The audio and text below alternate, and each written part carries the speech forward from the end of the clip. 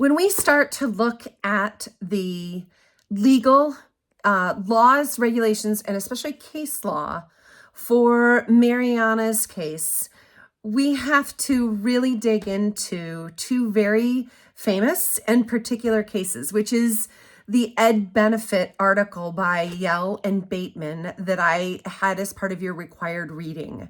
If you have not yet read this article, you'll need to make sure you dig deeply into that. It might be a good time to stop this lecture and read that.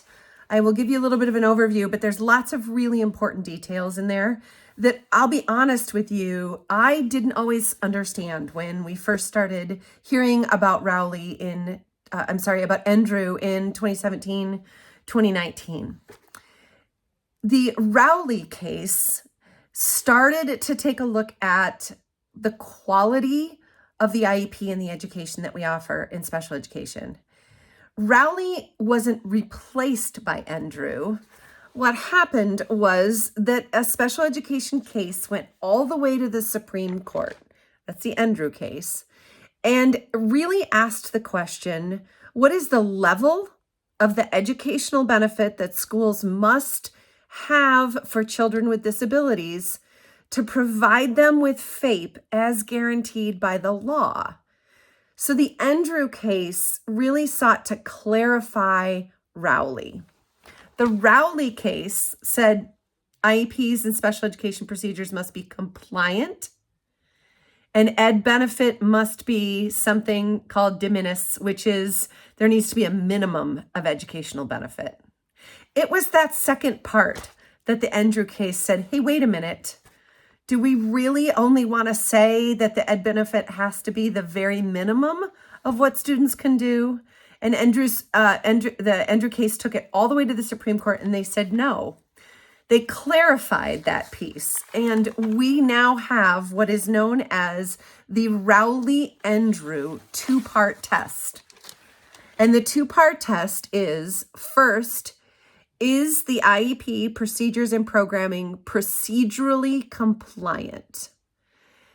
Are they okay in the process and requirements of IDEA? Again, procedural, objective, are the T's crossed and the I's dotted, which I think is a very minimal part of Mariana's case. The second part to that test is substantive. Is the IEP reasonably calculated to enable a child to make progress appropriate in the light of the child's circumstances? They even went further and defined what appropriate in light of the child's circumstances mean. And that means, is it individualized? And does it take into account the student's unique needs? It's fascinating for those of us that like to read case law, and I'd encourage you to really dig into that article before you consider this part to our case study.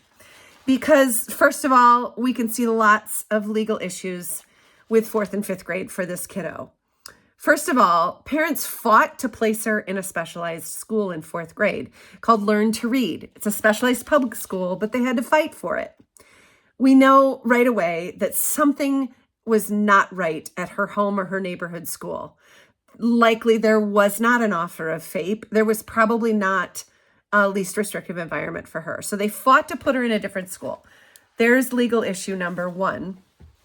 Number two, is Mariana receiving FAPE or is she not at Learn to Read, the specialized public school? Well, we know that in fourth grade, her IEP, at her IEP meeting, the teachers could document that 30% of her goals were achieved. And the teachers are pleased with that. Now, it's her first year in a new school, and she's blossoming.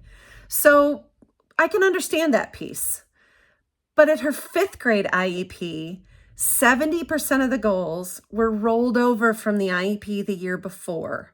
So that means they just repeated the goals she did not accomplish in fourth grade, and she made minimal progress on those goals. I think it's safe to say there isn't a lot of Ed Benefit here for academics for Mariana at Learn to Read.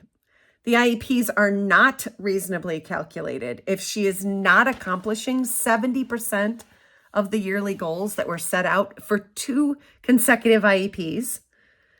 I'm questioning, we don't have a lot of details, but now I'm questioning, is there any individualization or a recognition of her unique needs at this school? Is Learn to Read an academic program that all students go through? And they're just having Mariana maybe repeat the same things over and over again? That's kind of the idea that I'm getting. There is an absence of proof that her IEP is appropriately ambitious. There is also an absence of proof that they're providing specially designed instruction.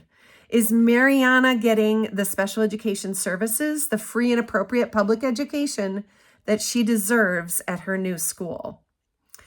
Those are some general ideas, but very specific points at which there are huge problems legally in this case study, and especially in the meeting that we're really focusing on for this part of Mariana's education and her family's concerns.